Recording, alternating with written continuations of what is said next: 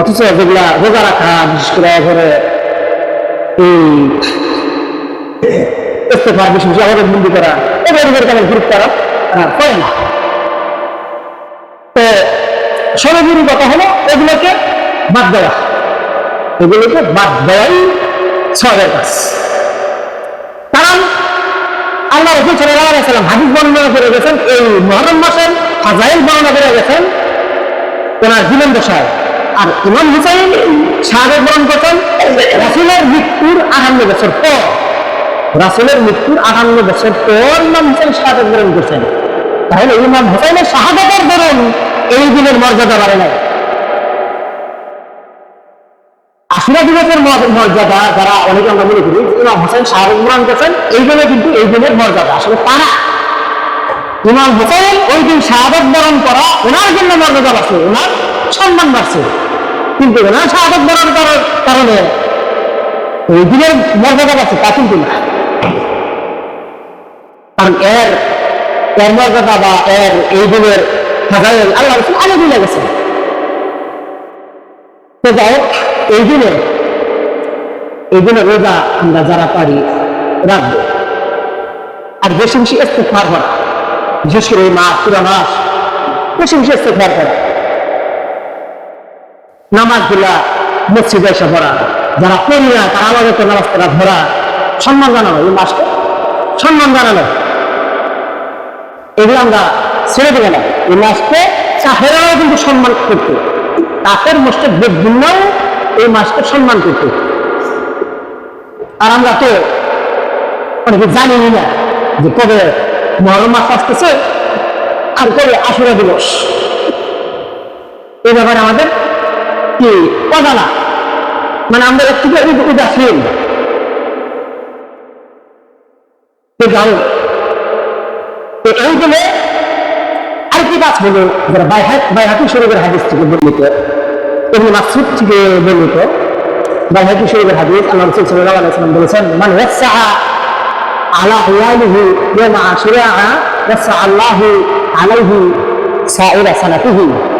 আল্লাহ রাসূল সাল্লাল্লাহু আলাইহি ওয়াসাল্লাম বলেছেন, যে ব্যক্তি আশুরা দিবসে তার পরিজনের জন্য, তার পরিবারের জন্য, তার আন্ডারে জগতের মানুষ খায়, তাদের একটু খরচা বাড়িয়ে দেয়, মানে একটু ভালো মন্দ ব্যবসা করে বিশেষ করে একটু খাওয়ায়, আল্লাহ তাআলা পরবর্তী 1 বছরে তামার রোজগারের ভিতরে আল্লাহ তাআলা বরকত দান করে, তামার রোজগারের ভিতরে বেশি বেশি বরকত দান করে। কয়লার যে হুজুর বলবে নাকি হুজুরের গেলে খাবার নেই, বলছেন ওই দিন তার পরিবারের জন্য, তার ছেলেগুলো বিবি বাবা মাতা যা আছে এদের জন্য একটু ভালো মন্দ খানা ব্যবস্থা করা, খরচা একটু বাড়ায় দেওয়া, তার মানে কি একটু ভালো মন্দ ব্যবস্থা করা। এর ধরুন তার পরবর্তী 1 বছর আল্লাহ তাআলা তার কামাই করে আল্লাহ তাআলা বরকত দেবে। আবার অনেকেই তো মনে করে যে হ্যাঁ এইটা ঘুরে থাকে, ইমাম হুসাইন শাহাদাত বরণ করতেন, তার মৃত্যুবার্ষিক হিসাবে কিছু কিছু বর্ণন করলাম যাতে সব রাখাল ইমাম হুসাইনের জন্য হয়, এই আমি আসলে ঠিক নেবে এগুলা এভাবেই করা হয়। তো সরাসরি কথা হলো বেশি বেশি ইস্তেগফার করা, আস্তাগফিরুল্লাহ আস্তাগফিরুল্লাহ আস্তাগফিরুল্লাহ আস্তাগফিরুল্লাহ, বেশি বেশি ইস্তেগফার, আস্তাগফিরু রাব্বাকুম ইন্নাহু কানা গাফফারা। যেহেতু এই মাস মর্যাদাবান মাস, সম্মানিত মাস, এই জন্য আল্লাহ তাআলার কাছে ক্ষমা চাওয়া, যারা পাপে পন্থা নাই, আমার গুনাহকে হ্যাঁ কোনো এই সীমানা নাই, এগুলো যেন আল্লাহ তাআলা মাফ করেন এই মাসের উসিলায়, এই জন্য খালি ইস্তেগফার করা। আস্তাগফিরুল্লাহ আস্তাগফিরুল্লাহ এই কথাটা বলা যাবে না, আস্তাগফিরুল্লাহ আস্তাগফিরুল্লাহ একবারে সহজ ভাষা, এক শব্দে আস্তাগফিরুল্লাহ আস্তাগফিরুল্লাহ, এটা মানে এক উপকার। যে ব্যক্তি বেশি বেশি আস্তাগফিরুল্লাহ করে আল্লাহ তাআলা তার দুনিয়া যত কাজকর্ম করা বা যত ধরনের সমস্যা আছে সব সমস্যাগুলো আসান করে দেন, যে বেশি বেশি আস্তাগফিরুল্লাহ করে। এই জন্য বেশি বেশি আস্তাগফিরুল্লাহ করা, বিপদ আপদ থেকে আল্লাহ মুক্ত করেন। যে বেশি বেশি আস্তাগফিরুল্লাহ করে সে বিপদ আপদ থেকে আল্লাহ তাআলা তাকে হেফাজত রাখেন। এই জন্য বেশি বেশি আস্তাগফিরুল্লাহ করা। আস্তাগফিরুল্লাহ অনেক উপকার, যেমন আমরা একবার লেখা আছে ইমাম আহমদ বিন হাম্বল আমরা মতো অনেকে চিনি, অনেকেই চিনি, আবার অনেকেই চিনি না। আমরা মাযহাব মানে চারটা মাযহাব, হক মাযহাব। একটি হানাফি, 2 নম্বর শাফিঈ, 3 নম্বর মালিকি, 4 নম্বর হাম্বলি। শাফিঈ, হানাফি, শাফিঈ, মালিকি, হাম্বলি, এই 4টি মাযহাব। আর মোটামুটি রবাদানি বা সালাফি যারা আছে এরা আহলে সুন্নাত ওয়াল জামাতের অন্তর্ভুক্ত। এই 4টি মাযহাবের 4 নম্বর হচ্ছে হাম্বলি মাযহাব। হাম্বলি মাযহাবে যিনি প্রবর্তক তিনি হইতেছেন ইমাম আহমদ ইবনে হাম্বল। ইমাম আহমদ ইবনে হাম্বল শ্রেষ্ঠতম মুহাদ্দিস, তৎকালীন যুগের রাজনেতার মুহাদ্দিস পৃথিবীতে ছিল না, একেবারে একজন মুহাদ্দিস। তার মানে হাদিস সংগ্রহকারী। মুহাদ্দিস বলতে খালি আমরা যে হাদিস কথা, এই মুহাদ্দিস না, তিনি হাদিস সংগ্রহ করতেন, আল্লাহ রাসূলের হাদিস সংগ্রহ করতেন। তো উনি কিতাব লেখছেন, ওনার একটি কিতাব মুসনাদ আহমদ, শ্রেষ্ঠতম হাদিসের কিতাব। যে হাদিসের কিতাবের ভিতরে 40,000 হাদিস আছে, 40,000 হাদিস। উনি বছরের পর বছর, যুগের পর যুগ, দিনের পর দিন, মাসের পর না, শহরের থেকে গ্রামে, গ্রামের থেকে শহরে, ঘুরে ঘুরে, দেশের থেকে দেশ, ঘুরে ঘুরে, পায়ে হাইটা ঘুরে ঘুরে 40,000 হাদিস নির্ভুল ভাবে সংরক্ষণ করছেন। শেষ বছর, শেষ জীবনটাই তিনি চালাইছেন হাদিস সংগ্রহের ক্ষেত্রে। এই আহমদ ইবনে হাম্বল বলা হয় 2 জন মানুষ, রাসূলের যুগের পর 2 জন মানুষ, যে 2 জন মানুষ আল্লাহ রাসূলের সমস্ত হাদিস মুখস্থ করেছিলেন। আল্লাহ রাসূলের সমস্ত হাদিস মুখস্থ করেছিলেন মাত্র 2 জন লোক, ইমাম বুখারীও না, ইমাম মুসলিমও না। একজন হচ্ছে ইমাম আহমদ ইবনে হাম্বল, আরেকজন হচ্ছে মুস্তাদরিক হাকিম। এই 2 জন লোক আল্লাহ রাসূলের সমস্ত হাদিস মুখস্থ করেছেন। বুখারী শরীফের হাদিস আছে মাত্র 7,335 জন। আর মুসনাদ আহমদের ভিতরে ইমাম আহমদ ইবনে হাম্বল যে হাদিসের কিতাব লেখছেন 40,000 হাদিস আছে। এটা তো বড় একজন মুহাদ্দিস। জীবনের শেষ বয়সে হাদিস সংগ্রহ করার জন্য বাস রওনা দিলেন। ডাক্তি দেবে শুনছেন যে অনেক দেশে হাজার মাইল, শত মাইল পাড়ি দেয় যেতে হবে। আমার জায়গায় এক ব্যক্তি আল্লাহ রাসূলের থেকে হাদিস জানে, যে হাদিসটা আর কেউ জানে না। এইটা ইমাম আহমদ ইবনে হাম্বল এর সংগ্রহ করতে হবে। রওনা দিলেন, বাস যেতে যেতে বুড়া মানুষ পায়ে হেঁটে যাইতেছে, সামনে মসজিদ করছে, পেশার টাইম, মসজিদে এসে নামাজ করলেন। করার পর উনি এখন রাত্রিবেলায় কোথায় যাবেন, উনি নিয়োগ করলেন মসজিদে থেকে যাবেন। বাস উনি ওনার ডাক্তির থেকে কাঁথা বা কম্বল বের করে বাস থাকার জন্য একটা প্রস্তুতি নিতেছেন। এই টাইমে খাবেন যে মসজিদে, উনি বললেন যে হুজুর মুরব্বী আমরা এখানে থাকার ইচ্ছা করতেছেন? যে হ্যাঁ, কেন থাকা যাবেন? এখন থাকা যাবেন, এখানে থাকার তার অনুমতি নেই, আমি এখন তালা দিয়ে বেরিয়ে যাবো, আপনি চলে যান। উনি বললেন যে আমি এসা পর্যন্ত আমি তো এখন বুড়া মানুষ, কোথায় যাবো? আমি ফজর হলে মুসলিম, এখন ফজর নামাজ করে আমাদের যাবো, চলে যাবো। আমাদের তো ফজর পর্যন্ত আজকের জন্য অনুমতি দেন থাকি। বলেন কেন হবে না।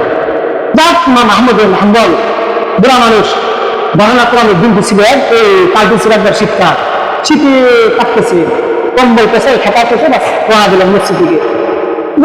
যেতে সামনে বাজার, বাস এই বাজারের ভিতরে কোথায় যাবেন দেখেন এক জায়গায় খাবাস, মানে এই রুটি বাজে হোটেল। এই হোটেল আলায় রুটি বাজতেছে এক যুবক, বিভিন্ন আগুন বলতেছে। আমরা যখন হাম্বল বললেন কেটে যুবক আমাকে একটু জায়গায় যাবে তোমার চুলার ঘরে, আমি বসে তোমার চুলা কিছু কাঠ নিবো আর রাত্র রাতে হবে, তারপর আমি চলে যাবো। মানে রাত্র কাটাবো তোমার ওই চুলার পাশে বসে যাতে একটু এমন পাইতে পারি। যুবক বলল হ্যাঁ ঠিক আছে, অন্য বুড়া মানুষ বাস এখন আসেন, এখন কেমন কাঠ আহমদ ইবনে হাম্বল ওখানে আগে কাঠ নিতেছেন আর বসে বসে আগে কিছু যুবরাজ করার করতেছেন। এই টাইমে আহমদ ইবনে হাম্বল দেখতেছেন ওই খাব্বাস যিনি রুটি বিক্রেতা, রুটি বাঁচতেছে, উনি খালি আস্তাগফিরুল্লাহ আস্তাগফিরুল্লাহ আস্তাগফিরুল্লাহ বলে করতেছে এবং রুটি খামিরা করতেছে আস্তাগফিরুল্লাহ, আবার খামিরা থেকে নামাইতেছে, নামাইতেছে আস্তাগফিরুল্লাহ, আবার রুটি করতেছে আস্তাগফিরুল্লাহ, আবার বলতেছে আস্তাগফিরুল্লাহ, আবার বাজার যেন চুলার ভিতরে দিতেছে আস্তাগফিরুল্লাহ, মানে ওনার প্রত্যেকটা পদক্ষেপে আস্তাগফিরুল্লাহ আস্তাগফিরুল্লাহ। টাকা আসতেছে, মানে কাস্টমার আসতেছে, বিক্রি দিতেছে আস্তাগফিরুল্লাহ, টাকা নিতেছে, কেসে রাখতেছে আস্তাগফিরুল্লাহ। আমাদের মোহাম্মদ যুবক লোক সবসময় কেন আস্তাগফিরুল্লাহ আস্তাগফিরুল্লাহ, কি পাইছেন না একটু জিগাই, নাম জিগাইছেন যুবক, সবসময় দেখি প্রত্যেকটা কাজে তোমার প্রত্যেকটা নড়াচড়া আস্তাগফিরুল্লাহ আস্তাগফিরুল্লাহ করতেছে। হ্যাঁ এটা কি, এটা কি করো, এটা তোমার কেমন আমল? যে বলতেছে হে মুরব্বী, এটা আমার একটা আমল, অনেকদিন যাবত আমি করতেছি। আমি যে কোনো আমাকে এখানে না, যে কোনো জায়গায় যাই, যে কোনো পদক্ষেপে, যে কোনো নড়াচড়ায় আমি আস্তাগফিরুল্লাহ আস্তাগফিরুল্লাহ দিই। তোমার ভিতরে তুমি কি ফায়দা রয়েছে? তাই এই আস্তাগফিরুল্লাহ যুবক বলতেছে, আস্তাগফিরুল্লাহ করার দ্বারা আমি মুস্তাজাবের দাওয়াত হয়েছে। আমাদের হাম্বল বলে, হ্যাঁ মুস্তাজাবের দাওয়াত হয়ে গেছে, যে হ্যাঁ আমি আস্তাগফিরুল্লাহ আস্তাগফিরুল্লাহ আমার প্রত্যেকটা পদক্ষেপ বলার দ্বারা আমি যা দোয়া করি আল্লাহ আমার দোয়া যখন তুমি কবুল করো, তাকে বলা হয় মুস্তাজাবের দাওয়া। মুস্তাজাবের দাওয়া ওই ব্যক্তিকে বলা হয় যে ব্যক্তি দোয়া করার সাথে সাথে আল্লাহ তাআলা কবুল করে। আমি যা দোয়া করি সব আল্লাহ তাআলা কবুল করে। মুস্তাজাবের দাওয়াত হয়েছে আস্তাগফিরুল্লাহ আস্তাগফিরুল্লাহ কদমে। আমাদের হাম্বল লাগে আসার জন্য হয়েছে, হায় হায় দেখা যায় মূর্খ মানুষ আরে সবসময় এই ব্যবহার করতেছে এত সুন্দর। এরপরে যুবক বলতেছে, আমি যত দোয়া করছি সব দোয়া করে হয়েছে, মাত্র একটা দোয়া করে হয় নাই, একটা দোয়া এখন পর্যন্ত আমি আল্লাহর কাছ থেকে পাওয়া করিনি। আমাদের হাম্বল বলেন, কেন? আচ্ছা আরো আশ্চর্য কি, সব দোয়া তোমার কবুল হয়েছে আর একটা দোয়া কবুল হয়নি? একটা দোয়া কবুল হয়নি। সেটা হলো আমি আল্লাহর কাছে দোয়া করছিলাম, আল্লাহ আমি বলো এই চেষ্টা আনেন এই পৃথিবীতে যে যত আলেম আছে কোন মধ্যে চেষ্টা আলেন নাম শুনছে আহমদ বিন হাম্বল, তার কপালে একটা চুমা দেওয়া জানে দিলে ধরে ধরে দেবে এই তাকে তারপর মানে যাইতে পারে না এবং এই চুমার দেওয়া হয় না, আল্লাহ এটা কবুল করেন না। আহমদ বিন হাম্বল তার চোখের পানি ফেলে সবাই বাবা এই যুবককে ঝরিয়ে গেছে, হায় তোমার দোয়া করছে, তোমার আহমদ বিন হাম্বলের কাছে যাইতে হবে না। আমি তো আমার আহমদ ইবনে হাম্বল, আমার আহমদ বিন হাম্বল ফাহাদুল হিজাবাতি আলা জাবহাতি, আমি তো আহমদ বিন হাম্বল, আমার কবলে তুমি চুমা দাও। তখন তার কবলে চুমা দেয়, জোরে ধরা অনেক কিছু ঘুরে যায়। আমি বলতেছিলাম দেখেন যুগ চেষ্টা আনেন, ওনার কপালে ওনার হাতে চুমা দিবে, এটাও তার একটা তামান্না ছিল, তার একটা আশা ছিল।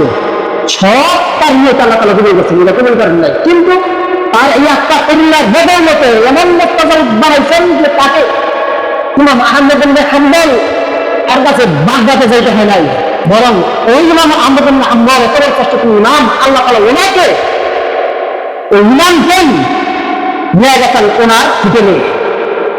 তোমার বলতে হবে না, তোমার আস্তাগফিরুল্লাহ এত বড় এত কেবস কিয়া যে ওনাকে আইনাই তোমাকে তোমার দেওয়া আর যা আল্লাহ তাআলা করে দেখেন। তাই বলতেছিলাম যে আস্তাগফিরুল্লাহ, এই আস্তাগফিরুল্লাহ খুবই ছোট্ট একটি আমল, ছোট্ট একটি কথা আল্লাহ তাআলার কাছে অনেক প্রিয়, আল্লাহ তাআলার কাছে অনেক প্রিয়। কাজেই এই আমলটা বিশেষ করে এই 10 দিন আজকে থেকে আমরা নিয়োগ করি, আজকে থেকে আগামী জুমা পর্যন্ত যে কোনো টাইমে আস্তাগফিরুল্লাহ আস্তাগফিরুল্লাহ আমাদেরকে করবো, মনে মনে অন্তর অন্তর অন্তর দিকে আস্তাগফিরুল্লাহ আস্তাগফিরুল্লাহ আস্তাগফিরুল্লাহ অনেক সময় বন্যা আসবে। তো এরা কান্ডা করলো, তো সরাসরি হলো তাই অনেক বেশি হয়ে গেছে যে মুহররম মাসের আগামী জুমায়, যেহেতু মুহররমের 10 তারিখ, যারা পারি এই 10 তারিখ আগামী জুমা শুক্রবার এবং 9 তারিখ তার আগের দিন বৃহস্পতিবার, এই 2 দিন রোজা রাখবো। আমরা না পারি, আমাদের বাড়িতে মহিলারা আছে এনারা রোজা পালন অনেক অভ্যস্ত, তাদেরকে আমরা রোজা রাখতে বলবো, তারা যেন রোজা রাখে। আর আমরা বেশি বেশি আল্লাহ তাআলার দোয়া করবো, বিশেষ করে ইস্তেগফার বেশি বেশি করবো, বেশি বেশি ইস্তেগফার করবো। এই আমলগুলা আল্লাহ তাআলা আমরা আল্লাহ তাআলার রহমত নিয়ে যেন করতে পারি, সেই তৌফিক আল্লাহ তাআলা আমাদেরকে আমাদের সবাইকে দান করুন। সবাই বলে আমিন। ওয়া মা তাওফীকি ইল্লা বিল্লাহ ওয়া মা আলাইনা ইল্লাল বালাগ।